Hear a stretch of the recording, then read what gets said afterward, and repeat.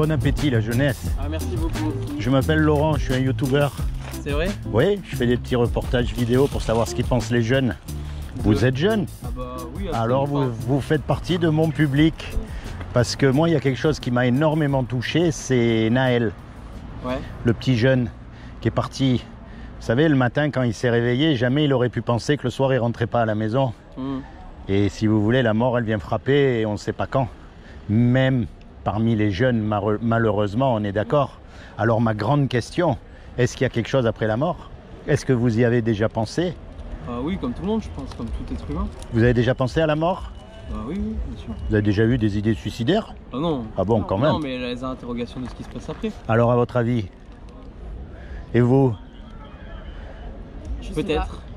Alors, normalement, quand on meurt, on va être jugé par rapport au bien ou au mal qu'on a fait dans notre vie. Tous, sans exception.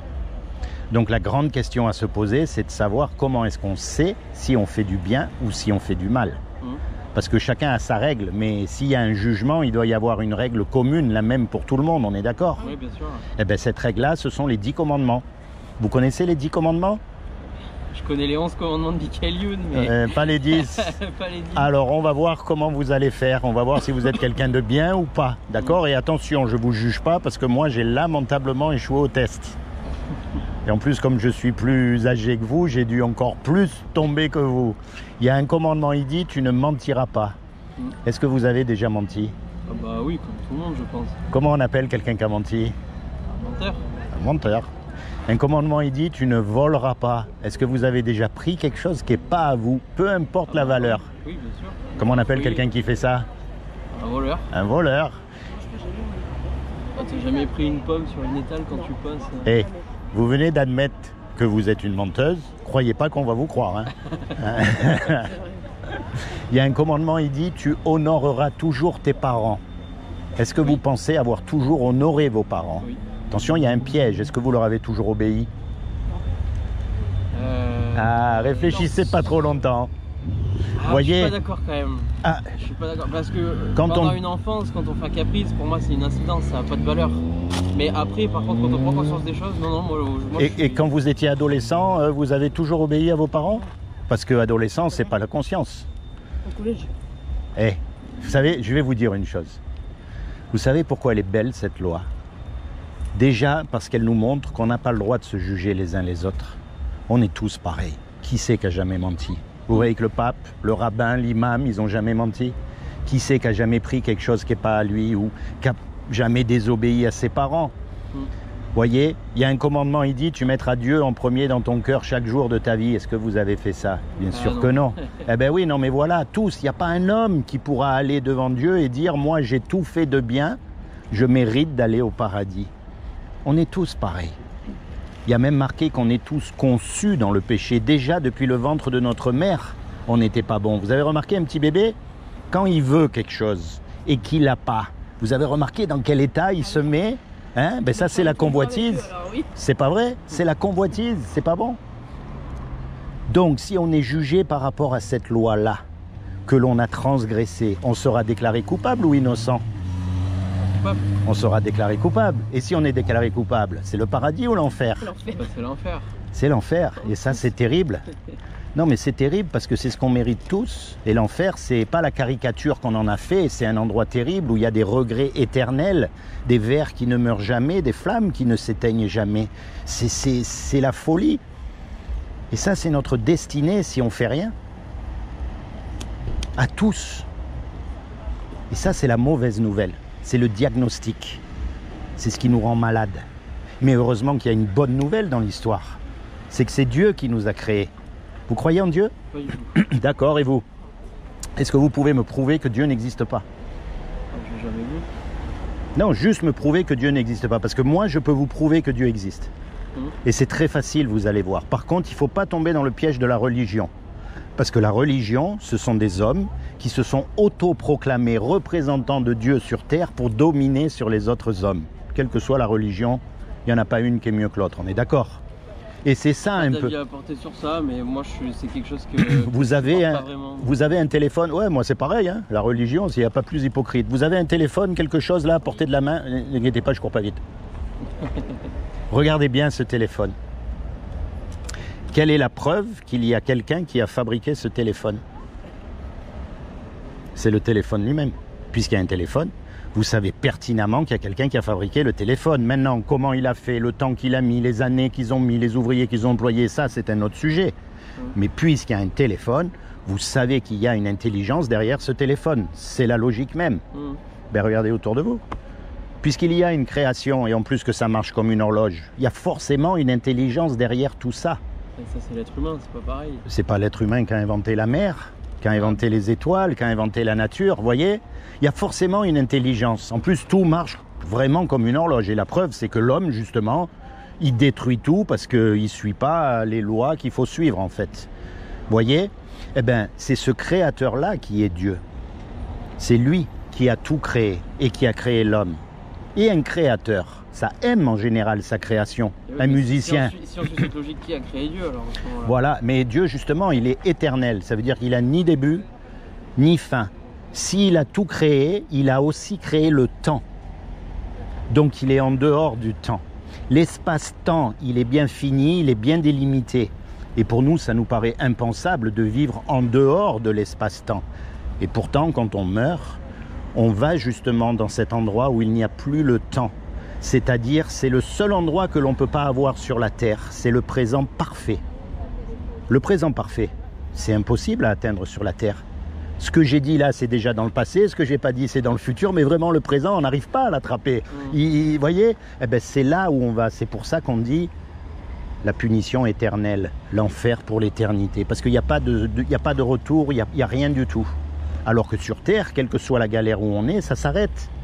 Que l'on soit en prison, qu'on soit malade, que l'on soit même riche, beau et en très bonne santé, tout ce que vous voulez, ça s'arrête puisqu'on meurt. Mais après, ça ne s'arrête plus. Et un créateur, en général, ça aime ce qu'il crée. Un musicien, il aime sa musique. Un cuisinier, il aime les petits plats qu'il fait. Donc Dieu qui nous a créés, il nous aime. Et quelqu'un qui nous aime, il ne veut pas nous envoyer en enfer, c'est pas logique. Donc il a fait quelque chose pour que malgré qu'on mérite le châtiment, eh bien, on puisse l'éviter.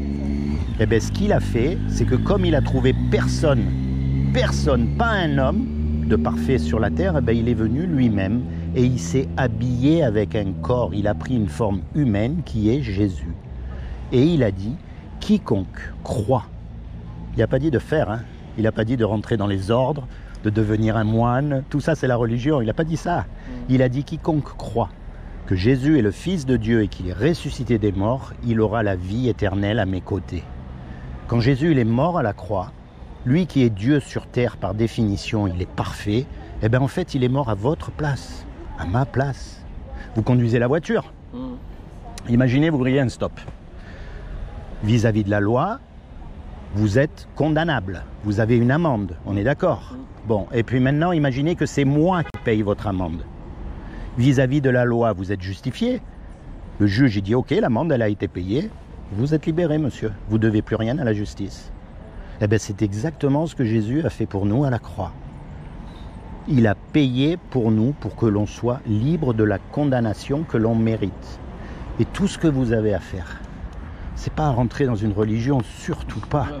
Ah non, mais je vous dis, mais d'ailleurs, vous connaissez comme tout le monde l'histoire de Jésus. Qui c'est qui l'a crucifié? C'est les religieux de l'époque. C'était la religion dominante de l'époque, parce que lui, quand il est venu, il a vu tous ces religieux qui dominaient sur les gens, il leur a dit, mais bande d'hypocrites, qu'est-ce que vous faites ça? Et les autres, ils n'ont pas accepté, évidemment. Vous voyez? Qui c'est qui a suivi Jésus au début? C'est pas les religieux. C'est les gens, les ouvriers, les prostituées, les petits voleurs, les petits vauriens, les petits rien du tout, qui ont commencé à le suivre, et évidemment, ils ont changé de vie et ils ont commencé à faire le bien. C'est ce qu'on appelle la repentance. C'est-à-dire que jusqu'à maintenant, vous viviez sans jamais penser à ces choses. Et puis à partir d'un jour, vous prenez conscience que, eh ben, si possible, ouais, c'est peut-être pas idiot, peut-être que Dieu existe vraiment. Et puis là, vous commencez à le chercher de tout votre cœur. Et puis vous acceptez Jésus comme votre sauveur personnel pour le jour du jugement dernier, comme votre avocat et comme votre Seigneur, c'est-à-dire que vous obéissez à votre avocat quand il vous demande de faire quelque chose. Donc comme vous savez, on prend juste par exemple le mensonge, hein, comme vous savez que mentir c'est pas bien de toute façon, vous dites à partir de maintenant je mens plus. Voyez, par conscience envers Dieu. C'est pas quelqu'un qui vous dit fais ça, fais pas ci, fais ça, fais pas ça, c'est vous-même. Je suis pas d'accord, c'est par rapport en ligne de conduite vis-à-vis oui. d'un avis personnel et vis-à-vis des autres. Vous savez pourquoi? Vous savez pourquoi? Parce que cette fameuse loi là dont je vous parle, elle est écrite dans votre cœur.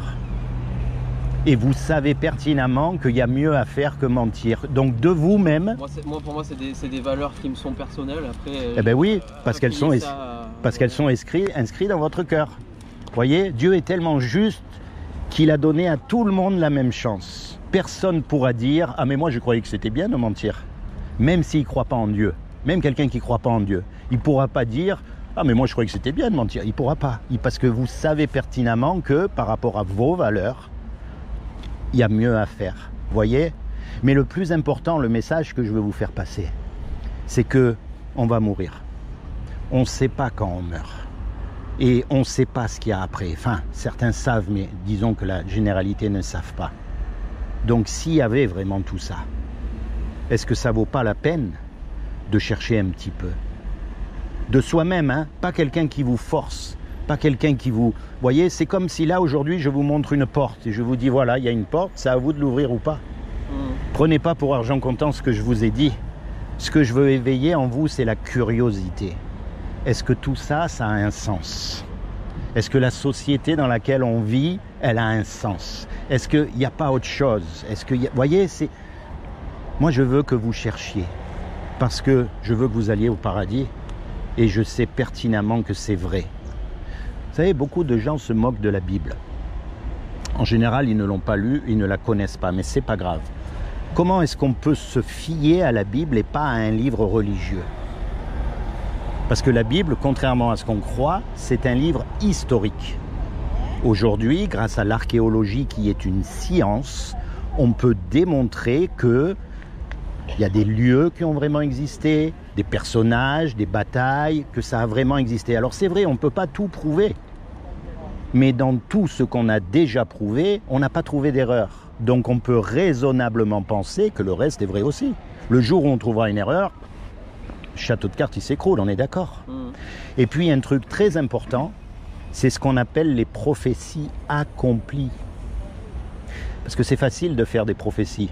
Aujourd'hui, en plus, c'est la mode. Vous verrez, il y a plein de monde qui font des prophéties. Ça peut être des choses qui sont passées et qui ont été répétées, accentuées et au fil des ça années, peut être des siècles maintenant. Ça peut être des tas de choses, vous avez entièrement raison. Mais là, le problème, c'est que toutes ces prophéties qui ont été annoncées il y a 2000 ans, 3000 ans, elles se sont réalisées à la lettre, sans aucune erreur aussi.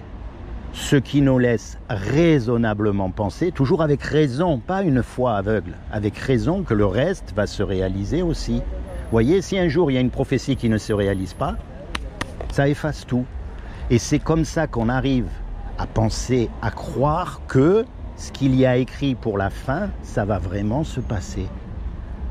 C'est aussi simple que ça. Et vous n'avez pas ça dans le Coran, vous n'avez pas ça dans le livre des Bouddhas, vous avez, dans aucun livre religieux, vous avez les prophéties accomplies.